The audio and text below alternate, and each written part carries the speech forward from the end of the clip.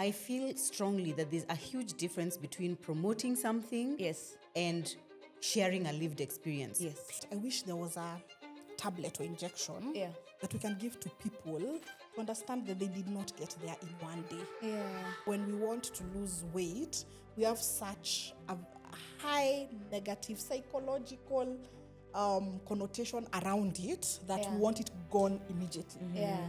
I never in my life thought that I would be living in the body that I am right now, and here I am doing it. What are small things that we can give to influencers or creators who may stumble upon this and are influencing about health-related topics that we want them to be cautious about for the greater good of the public? We can't run away from the fact that lived experience is very important. Yes. The influencers should first, of course, say they are not medical professionals. Some of them maybe I don't know. I'm not really a social media person. Yeah. But have that qualification that, yes, you're giving your lived experience, Yes. but this does not qualify as medical advice.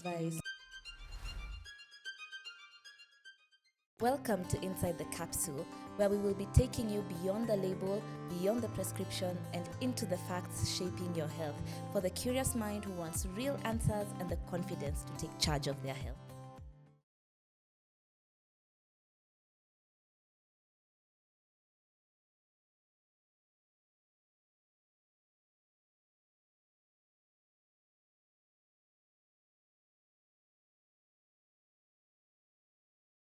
We are back for part 2 of this conversation that we began. If you have not managed to watch the first part, I would highly recommend that you go back and watch it so that it feeds right into where we are picking up from, a conversation on medicated weight loss.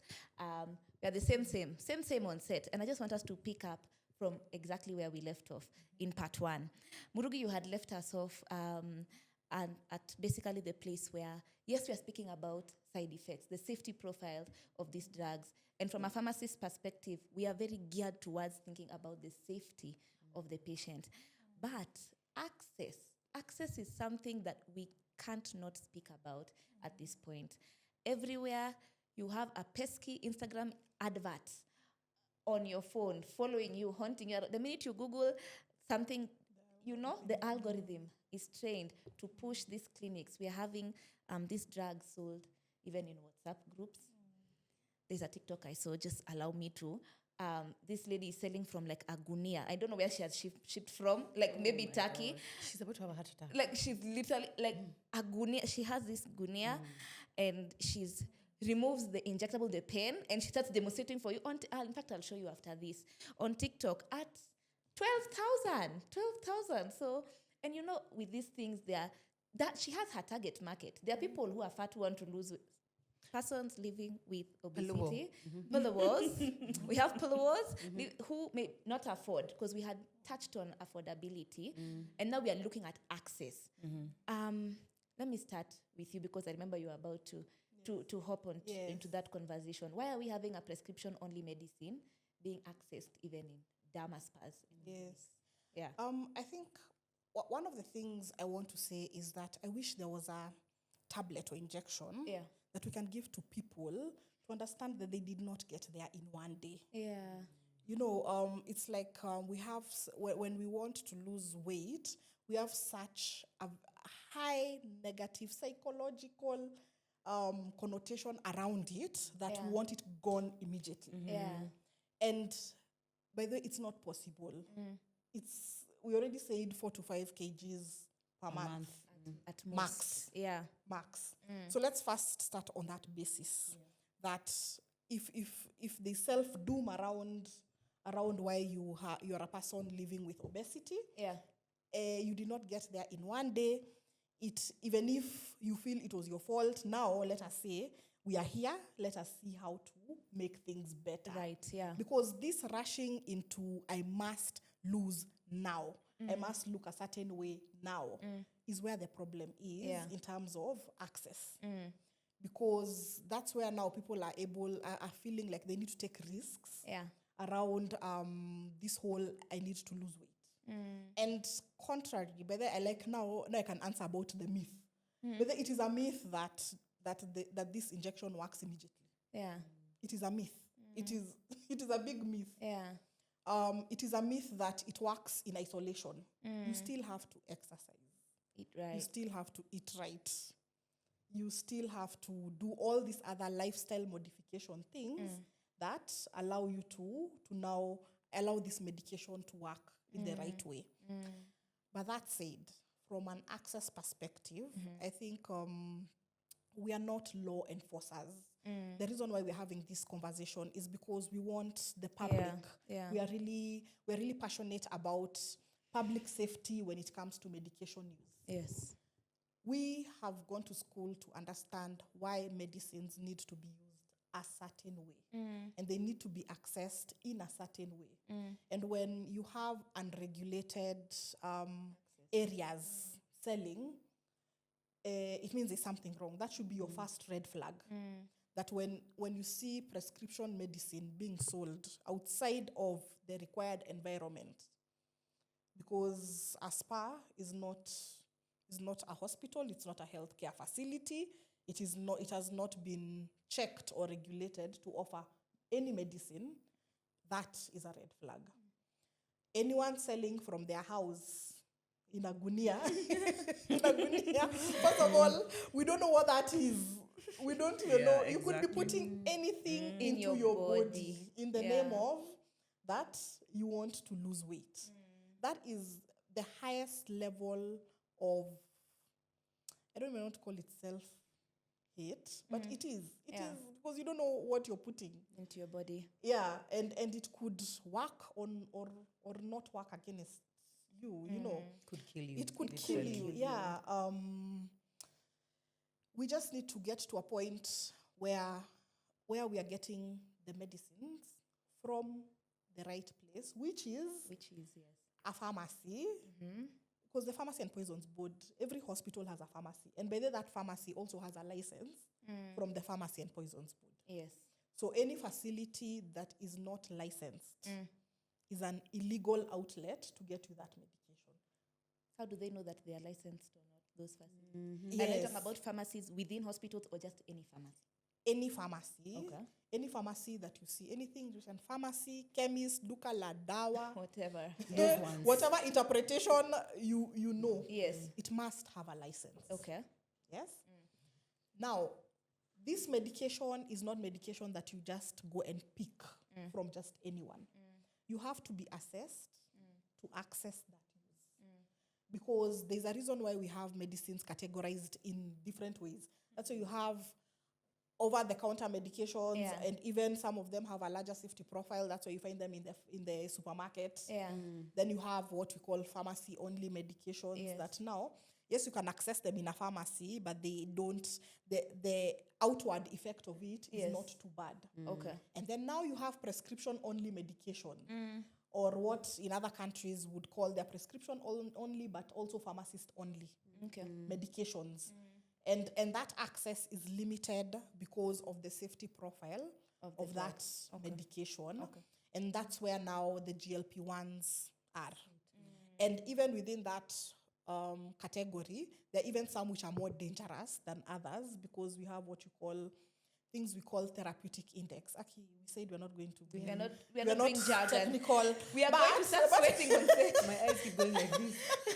Yes, but it is such a critical concept because it only takes a switch for it to be bad for you. Yeah. Like it's like an overturn. And unfortunately, we can be two friends. We go to the same doctor and we say we do a proper profile and we are safe. Then the medicine gets into my body or someone else's body. And the two of us, different. totally different experience. And unfortunately, we don't know where we lie. Yeah. And it could just be one tablet, one injection that causes blindness. We don't know because we've seen cases out there. A lot. Or one injection that causes pancreatitis. And pancreatitis means that your liver is inflamed. What is inflammation? Your pancreas. Your pancreas, is inflamed. Yes. And it means it's affecting now many other things. Remember, the pancreas used to produce so many other hormones.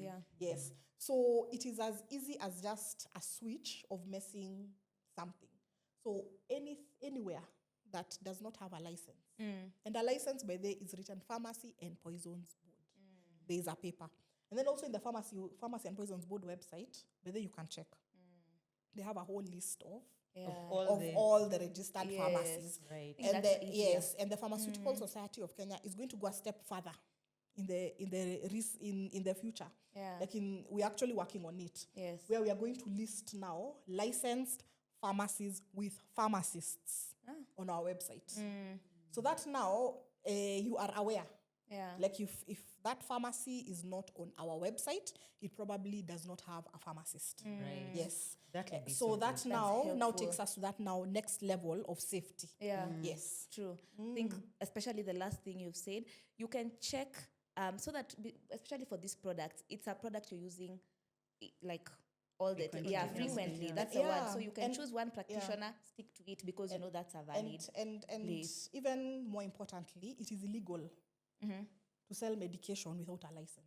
Yeah. It is illegal to even advertise prescription only medication. Yeah. So whether you are a healthcare provider or you are not, you cannot advertise some medicines. And even the advertising is limited within certain spaces. Yeah. And we know how we do it. Yes. Yes. Yeah. Yeah. You know, we are saying it's illegal, but we know it's happening. Yeah, it's happening. And so even making me wonder, so who's responsible for that? Because if we see it everywhere, and it's not legal, so who is supposed to be the ones going to stop this from happening? So there are two key government bodies, I would say. So the Pharmacy and Poisons Board, that is the regulator. Right. And then you have now the police. Yeah. So probably under now, now when you say the police, now that goes under the Directorate of Criminal Investigations. It's a whole process. Yeah. Right. But they have to go in and see that this is what is happening and then say, but according to our law, it's actually illegal to advertise prescription-only medications. Yes. Yeah. But we are risk takers as Kenya. Do people even know that it's prescription only medication? That's the thing. It's written. But they don't know BOM. the knowledge. Even it's They written. don't have it. People I feel like They you don't just know. see, I don't think they so know. many people don't know. They Because like don't when you know. go online and you just see, this person got it here, this person, whatever they're taking, like, they don't know that it's prescription only, Yeah. But that's good information for everyone. And to have. pharmacists can prescribe to certain limits. Yeah. I think that's been unpacked very well. Dr. Nicola, because you're a prescriber of these products, you see patients all the time. Does it matter who prescribes these drugs? Because we know even dietitians, we know even nutritionists. Does it matter who prescribes? And in your perspective, at least we've spoken at length about access and safety, and maybe just briefly why does it matter, so that anyone who wants to start, we're not dissuading people, they just know where to start, where to begin. Yeah. So yes, it matters who prescribes because essentially you want to have the person who's doing the prescription be the person who's also following you up With your care. Okay. Ideally, these medications are supposed to be prescribed by a specialist and above. So even our general practitioners, we are a bit cautious with them prescribing. We know they still prescribe, but the follow-up is very important. So if someone doesn't know what exactly they are doing in follow-up or does not have the knowledge or the skills to do that, then it puts you as the patient in danger. Okay. So for us, even as the Kenya Diabetes Study Group and now as the Obesity Medicine and Metabolic Health Society, we emphasize that it should be a specialist and above. Okay. So a specialist means someone who's done a master's in internal medicine. And then it can be an internal medicine cardiologist, a kidney specialist, an endocrinologist, basically all the people whose specialty touches on this medication. All right. Okay. Yeah. Ideally, dietitians and nutritionists should not prescribe because they are not prescribers. They're not prescribers. So if you're seeking to be on these medications, please seek a specialist and a qualified specialist at that. Because if we look at it from the Kenyan context, anyone can prescribe. I mean, you have a medical degree, but are they following you up correctly? Because essentially, just the way Dr. said, you're not going to lose all your weight on one injection. It has to be a sequence of events and follow-up. And if someone is not paying attention to the nitty-gritty things, then you're not being managed effectively. Yeah. And let me just say that from a lived experience perspective, you will need the support. you will must, need that support more than you think you will. Yeah. Because it's easy to just like go online and just see, oh, this person has got, so just get the injection, then they just leave, they go to the gym, wamekula salad, they have lost weight. Exactly. It is so essential. At the facility where I was getting my injections, there was like the main doctor, who now was the prescriber, the one who would follow up, the one who would recommend tests and, assess, be able to see, oh, this is your side effects, reducing dosage, increasing. But they also had a dietitian or a nutritionist who you work with. They would not be the prescriber. They were not the one who's walking alongside you and helping you now with the lifestyle choices, showing you what to add, what to remove, and just being able to make it a lifelong change, Support. not as let me just finish quickly so I can get back to eating burgers kind of thing. And that support, I feel like, made all the difference for me, because just like knowing that there's a team who is ensuring I don't die, that's really great. Very important. Yeah, That's and, critical. In fact, I would say it's critical. quite critical staying alive. Yeah. So ensuring that your body is functioning well. That is, I'm not now in a place where it's like I can't eat for 4 days and now I'm just in bed. I can't even work or whatever. It actually, I would say, made all the difference. Yeah. It could literally be the difference between you being able to lose all the weight you want to lose and not being able to lose all the weight. Because now, for example, something like if I'm struggling with fatigue or I'm struggling with the nausea, if you're not with a healthcare professional like Dr. Nicola, you'll just be there struggling. Maybe you'll Google how to deal with nausea. Fatigue. They give you know how to deal with fatigue, but like them, they're able to tell you specifically, because they know you can't just eat certain things. It's like it needs to be managed in a way that makes sense based off of your body. So I can't even stress that point How enough. important it Thank you is. for stress saying it that. enough. Thank Yeah. you. Thank you so much for A saying medical that. team is non-negotiable when it comes to navigating this journey. Thank you for emphasizing that. I think that's clear. I want us to segue a bit into, I don't know, this one might be a bit touchy, but Nothing is touched. nothing is touchy. That's funny. We have seen, like, even where we started about access, influencers are very heavy on, especially on basically the ones who are on this journey. It could be, of course, incentivized by different things. Maybe you have a partnership or something.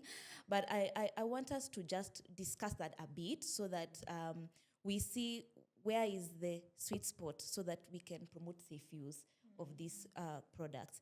So as an influencer now, not as a patient, do you ever feel some form of tension? Like maybe when you speak about your journey, knowing that your words, people really take basically the advice or the testimonials of influencers very seriously, and it impacts human behavior. Do you ever feel a tension, maybe like, let's say somebody goes, they listen to what you have to say. You've spoken at length that you need a medical team, but they go, maybe they're like, oh, I heard Murugi saying it. How do you ever feel that tension first? And how do you balance maybe that weight as a public figure and also as somebody who, of course, I know probably wants to promote responsible use? Right. Yeah. Do I ever feel the tension? Yeah. No. Yeah. 2, I feel strongly that there's a huge difference between promoting something Yes. and sharing a lived experience. Yes. And I feel like many times people see content creators or influencers as like, you're here to promote this thing, you're trying to sell this thing. When in reality, me, I'm just Murugi who wanted to lose weight, who went to this place, Sharing and her I've told you journey. guys I went. Now, for us, anytime you post anything, it's like, oh, you're promoting, or you're doing this. But in reality, what I'm doing is just sharing my lived Your experience. journey. Yeah. Yeah. And I always try as much as possible to make that part clear, because the reality is that if I thought like that, it's my responsibility to make sure no one Falls anything. sick or It's like something. saying, okay, what if I promote a chocolate and then they eat the chocolate, And then they gain weight? Now am I responsible for them that? being fat. I promote a car, That's you drive funny. the car, you have an accident. Is it me? The Yeah. reality is that there is a shared responsibility when it comes to how content is created and how content is consumed. Yes. I have a responsibility to not speak about or promote something that I believe to be dangerous. I would Yes. never come and talk about something that I myself do not either use or don't believe in. Yes. At the same time, anyone consuming any form of content has a responsibility to do their own due diligence and make a decision that is best for them. Yes. There's nothing like Murugi made me anything, or or someone told me watching to here do saying, it. yeah, she made me. No one makes anybody do that thing. It's you who watched, you made an assessment in your adult mind, and your adult mind made you now go and make that decision. So even in my communication, I always do my best to say, please do your own research. A lot of these clinics, like even if you go to Dr. Nicholas or any other, the healthcare facilities that deal with people living with obesity will also tell you when you go there, it's not only this one method. There are people who maybe you're so super obese and they recommend you do like a gastric sleeve. Or a gastric bypass or a gastric balloon. You know, also how far are you from your weight? Do you have any of these underlying conditions? There are many different ones. And it's only because for me, I went this path that I speak about that one. Now I can't start telling people about the side effects of bypass. Bypass. But the reality is that everyone's journey, everyone's body is unique. It is like specific to them, and that even more so why they need to go and see a doctor before they embark on any of those things.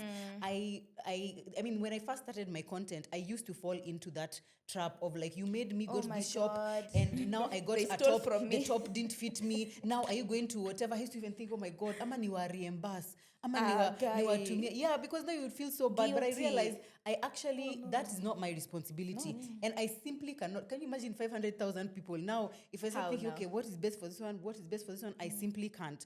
But everyone should consume with that in mind, with that responsibility in mind. Even the people watching this episode, all the things we've said, oh, you've lost weight and what, you know, you also need to decide for yourself, is this right for you? My advice is always just, if it's something you're struggling with, see a doctor. See the doctor and just know, from a point of knowledge, you're in a better position to make a more informed decision. So just see a doctor, see what options are out there. Then you decide if you want to do something, if you don't want to do something, and then you take it from there. I love that. I love that because I've seen there are certain influencers. You have even seen, I think, also Jules, who are very responsible in how they communicate. Because how they share their lived experiences and their journeys. And there's also the reality of of course, a whole other group of influencers who just be doing anything and just be saying anything. And that's why I want to ask now maybe the two of you. Sorry, can I add one more thing on that point? Sure. I just realized. Another thing that's important to me, especially when I'm communicating, is showing the whole process. Not just look at me getting the injection. 3 months later, look, I'm skinny. thin. Or just like showing the weekly injections and that's it. I've shown everything from like it has required this kind of eating, this kind of working out, the drinking the water, the sleeping well, the managing your stress, you know, all the different elements. So no one thinks that it's just a quick fix, because there are people, even if you come towards it as like a quick fix and you only do the injection, don't work out, you'll still lose weight. But the reality is that probably the second you stop that thing, come back in a year, you're polowo again. I think that's and my now, biggest fear. Yes. Oh, that's your biggest fear. And and if it's not a lifestyle change, you definitely will find yourself back there again, for sure. What you see, what you're saying, basically, you've shown the entire journey, end to end. Other influencers, they speak about it authentically, not promotional, but of course there are those who it's purely, you can just say this person has been given from a gunia. Like the gunia one. Oh, that's a different level. Can't get that out of my head. Can't get that I'll image share with you that out of my head. It's real. The streets of TikTok and Instagram, it's crazy. And now I want to ask practical things, maybe the two of you. Influencers, we won't tell them to stop influencing. We won't tell them to stop creating content. But from a responsible use perspective, when people are sharing their experiences, when people are sharing about this topic, what are some small tidbits maybe that you would say? Maybe refrain from saying this, or like you see the way she's always saying, Murugi is always saying, please, this is not medical advice, like this is my journey. Like what are small things that we can give to influencers or creators who may stumble upon this and are influencing about health-related topics that we want them to be cautious about for the greater good of the public? Because the platform you have Dr. Nicola, is not the one that influencer has. They access the masses in a different way, and empowering them to do better is a better bet for us in terms of a safety perspective. Anything? You start? Yeah, I can start. Okay. So we can't run away from the fact that lived experience is very important. Yes. Even for us in managing patients with chronic illnesses, Yeah. the patient is at the center and forms part of that team, Yeah. including the doctors, the dietitians, the psychologists in managing their care. Yeah. So we appreciate the lived experience, but there's responsibility still that goes along with that. Yeah. And just the way you're saying, the influencers should first, of course, say they're not medical professionals. Some of them maybe, I don't know. I'm not really a social media person. Yeah. But have that qualification that, yes, you're giving your lived experience, Yes. but this does not qualify as medical advice. Okay? Explicitly. And then, exactly. And then just recommend that if you're considering something like this, then it would be advisable to visit a medical practitioner, Yes. a healthcare provider who can Yeah. give you the essential expertise. Yeah. And even in saying that, as you're documenting your journey, you're also showing that, yes, the way you've done it, I visited the doctor, they did tests, they did this, we saw the dietitian, they recommended the treatment, I had to go back for reviews. So that they are also seeing that it's not a 1 month, 1 day, 1 week thing. The end to end. It's a months to years thing. So people are not coming with the thinking that it's a quick fix. Yeah. So I think it's just for patient safety, Yeah. saying how your lived experience is, but also in the background that this is not in the place of medical advice. Visit a healthcare Yes. practitioner if you should Yes. consider this medication. I think for me, as I said, I'm a very huge health advocate. Yes. And at the heart of that health advocacy, patient safety comes first.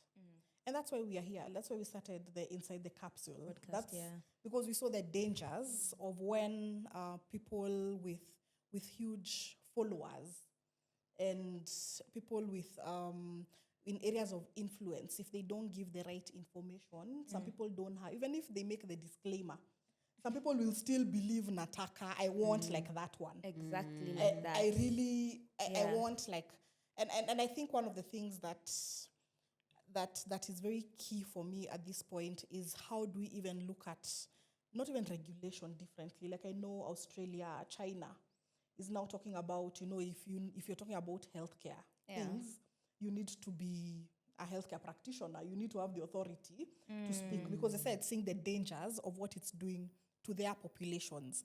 So it's more about when we are crossing the boundaries, how do we make sure that we're still keeping people safe?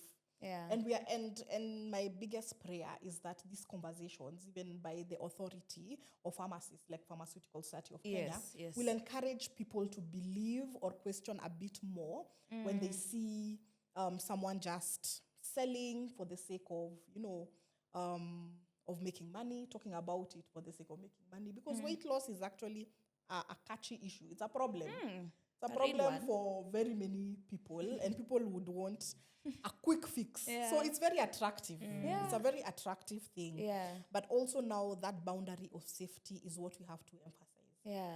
And also now for the influencers who are doing it, and for the people paying influencers to make money out of it, let us at least try to look at the public safety or public health part of it, where we are keeping people safe. Find other ways of talking about that you offer weight loss services. Let people come to you because they actually need the service and you're qualified to offer that service. Yeah. I love that. I think podcasts like these are like what really need to happen. Yes. Because people are looking for the information, and if they don't find the information from a trusted source like now PSK, they will, wherever it is that they find it, they'll be like, oh, okay, fine, that makes sense, And so whichever hits them first is the one that they end up going with. And if now, let's say the content creator, whatever, is not communicating in a way that is safe or is responsible, it becomes problematic. There are also people, because I know I've heard even from the facility that I've gone to, is that even if you give which disclaimer, there are some people who come and say, Murugi said she started at 0.25, even I want to start at that. And they are trying to say, no, you see, you have to, the bodies are different or whatever. They're like, no, me, it's just that one that I want, because she had said, she had said. It's true. And thank you for being responsible. So we'll do our best, but I guess the more people who are sharing and disseminating more information about this, I also wish, I would love to see the government doing more as well. Because I feel like, a lot of times the conversations they have is usually when they're coming to say, and by the way, you people don't sell this one, whatever, these ones are not registered. Like, it's more from a regulatory as opposed to like, this is something which is genuinely becoming such a huge thing. They need to be more active to also now ensure people have the right information to make the decisions they need to make. And even from there, let me just say, I don't know whether you ever opened the leaflet of that medication. No, patients don't be reading They don't that. like it is long. Like if you open it, it can almost cover all of us. And there's a reason. There's all that information there. Do pharmacists read those things? Pharmacists have the information and we know what to check. That's what we do in But school. you know that paper is called a patient information leaflet. PIL. You're supposed to open it up. Open all the folds. They're like 50 folds. And then read everything. They have a responsibility to give you that information. So they make sure they give you all of it. Mutually inclusive. Then you have the responsibility to read it. Right. So that cannot be equated to an influencer who is popular because of maybe they dance well. And then now that cannot replace it can't replace that. Like let's be that real. Let's get to that level of realness.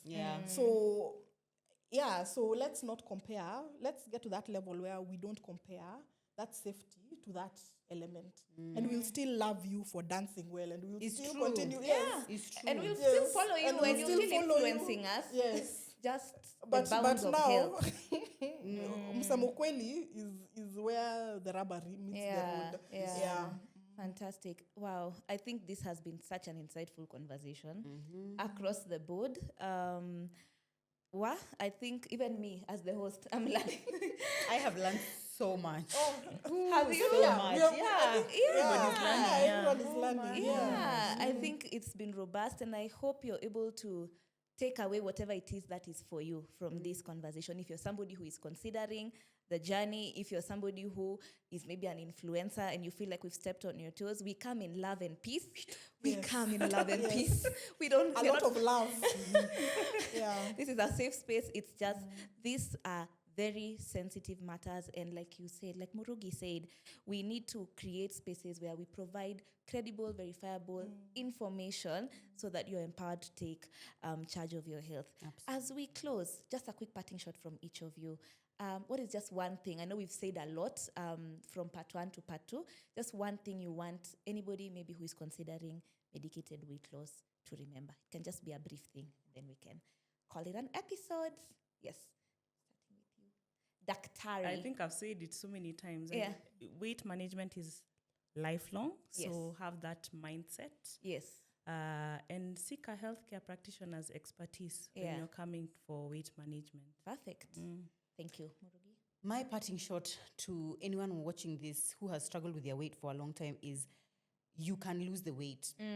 You can lose the weight. I know what it feels like to have time and again you've tried diet after diet and workout after workout and gym after gym, and I know what it feels like to reach that place where it's just like, you know what, maybe I'm just meant to be this way and this is just the way my life is. I never in my life thought that I would be living in the body that I am right now, and here I am doing it. So to anyone who is struggling, you can lose the weight and help is available, and you're not lazy and you're not not disciplined enough. It's not that you're not consistent enough. Sometimes you just need to go and see a doctor. Get help. Thank you for that. My parting shot is that we don't come from a point of perfection. Whether even me mentally, I'm on that journey. Like in my mind, I'm like, okay, I'm not at the below 80 centimeters. Inches. 80 centimeters. Yeah. And it is, even as experts, it is also very puzzling for us. And that's why we are coming here from a point of authenticity, where in as much as we know that this exists, and also these other options exist, we would want everyone to walk that journey with everyone in a safe way. Even part of the reason I probably haven't taken the plunge and gone into this just knowing is because mentally I have to be ready. Yes. I have to be ready mentally for the journey. I have to be ready because I think I saw Murugi wakes up at 4 a.m. So in my mind I'm like, hey, do I have a break? 4:30. No, you're in the gym at 4:30. Now at 4:30 niko gym 5. Yes. So now, like mentally, I have to ask myself, I'm not going to wake up at 4:30 30 to be in the gym at 5 one day. Yeah. So even us who are experts and we are talking about this are also on that journey. We are on this together, but we want to do it right. We want to show you that it can be done right, and that we can actually go now to the experts like her, and we walk a journey that is good. For the people offering the service, offer the best, highest standard of care to the public who comes to you, and is a person living with obesity. They are a vulnerable person, by the way, from our medical statistics. People who come because of obesity issues are actually coming in from a point of vulnerability. They have tried so many things. So also now, let's now be also empathetic and offer that highest attainable standard of health that now that patient deserves, because it's a constitutional right. But I'll say that until every Kenyan knows Nimowa highest attainable standard of health. Yes. Because it is your right to offer that, to get that, and let's now offer that. And if you know that you're not qualified to offer that highest attainable standard of health, let's stop offering it. Yes, that's my parting shot. Phenomenal. Thank you so much, Dr. Nicola, Murugi, Dr. Wairimo, for your takes. Whatever it is that you've learned, take it with you. Please know that you can always comment. We have a tag, #AskAPharmacist. If you feel like your question is a bit personal, you can reach us on our Instagram pages @PS of Kenya. If we are on Twitter, what else? We are on all social media, even podcast. We also have the email address if you have a question, anything you'd like to be addressed. And also just feel free to leave a comment below. And we look forward to seeing you in our next conversation. Thank you for tuning in up to this point, and goodbye. Thank you. See you.